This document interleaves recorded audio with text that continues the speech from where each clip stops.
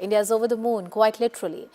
It's been only a few days after India landed its lunar mission on the southern pole of the moon, Chandrayaan 3. Now, preparations are on at the Indian Space Research Organization to launch India's first space-based Indian observatory to study the sun, namely Aditya L1. The solar mission will be launched at the Satish Dhawan Space Center in Sriharikota on the 2nd of September. Isro has said that Aditya L1 will be placed in a halo orbit around the Lagrange point of the Sun-Earth system, which is about 1.5 million kilometers from the Earth. We will have the advantage of observing solar activities in real time. Made with a budget of about 300 crore rupees, there is a lot at stake for India's solar mission. India's solar mission will be crucial as it adds to the pre-existing knowledge of solar events, which is the key to understanding space, weather, and much more. It remains important to note that solar weather and environment affect the weather of the entire system. While India is reveling in the glory of a phenomenal moon landing, mind you, at the southern pole, it remains to be seen what lies ahead in our space journey as ISRO prepares for this very special mission. Joining us on the broadcast, Mr. K.Siddhartha, who's an earth scientist. He's with us on the show. Mr. Siddhartha, thank you so much for speaking with us. Thank you for joining us on the broadcast. Aditya L1, unlike Chandrayaan 3, something like this has already been attempted by many countries, including NASA. But what makes this mission so special for India? This mission comes at a time when India is taking a big space leap. Now we have a series of events planned. We have a series of satellite placings planned. We want to be space power.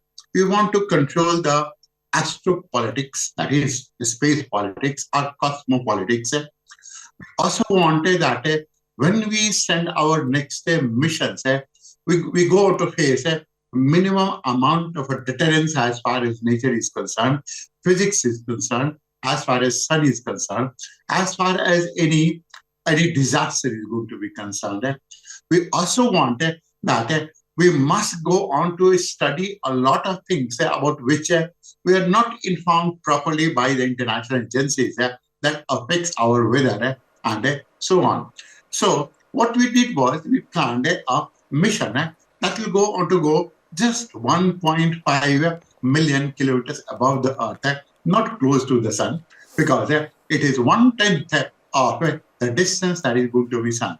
And our aim here is to take a lot of payloads.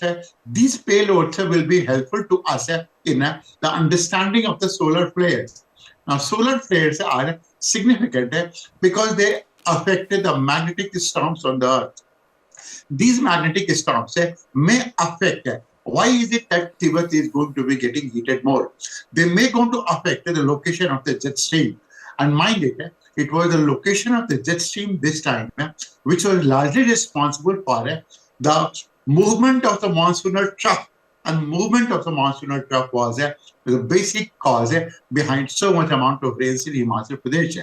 So the extraterrestrial weather, the space weather, may go to affect the Earth, and that is going to be one point of our study. Of course, our study is going to be also confined onto the study of the sunspots. Now, these sunspots are essentially lighter spots on the surface of the sun. They are relatively cooler spots on the surface of the sun. And sunspots basically mean that the magnetic storm emanating from the sun is not going to be very, very high. These are some of the phases. Accordingly, our weather will also going to get affected. The magnetic storm will be affected. The auroral display will be affected. Now, supposing tomorrow we happen to go to Australia, or we go to Antarctic for that matter, we will require our own observatory, will require our own study, and these are some of the things that are going to help us. So without them, a lot of scientific experiments that we are going to be carrying, we won't be able to carry out so freely in the whole of the space. And that is the basic reason that we are concerned of the heating of the corona, that is the outermost atmosphere of the sun, the winds that are emanating, which affects the magnetic storm on the Earth. And these magnetic storms affect radio disruption, TV Right. disruption, Right. weather conditions, Right. and whatnot. Absolutely, absolutely. Sir, after Chandrayaan 3, there are a lot of hopes from Isro, and there is a renewed sense of enthusiasm with which the entire world is looking at Isro. As I said earlier, Aditya L1 or missions of this nature have been attempted earlier by other organizations as well. But with our own frugal designs and with our own innovative approach, is there something new that this mission has to offer to the scientist community, to the space science? The new part essentially is going to be in the form of the payloads. Yeah. Now, a good number of countries that are going to these places, they do study some of the things. For example, everyone by and large has studied the origin of the magnetic storms emanating from the surface of the sun. Everyone has studied it. But we want to go a bit deeper in this case. So much so that, see, I just want to let you know why is it that this study will be significant. As the sun emits this radiation comes to the earth in form of alpha rays, beta rays, gamma rays, then X-rays, then ultraviolet rays. Now, Earth's atmosphere goes on to filter a lot of things. For example, the Okay. magnetosphere is able to filter the gamma rays, alpha rays, and the beta rays in a Right. sense. Right. Now, assuming that if these rays are going to be coming onto the earth, then Yeah. there will be no life. Absolutely. Without magnetosphere, there will be no life.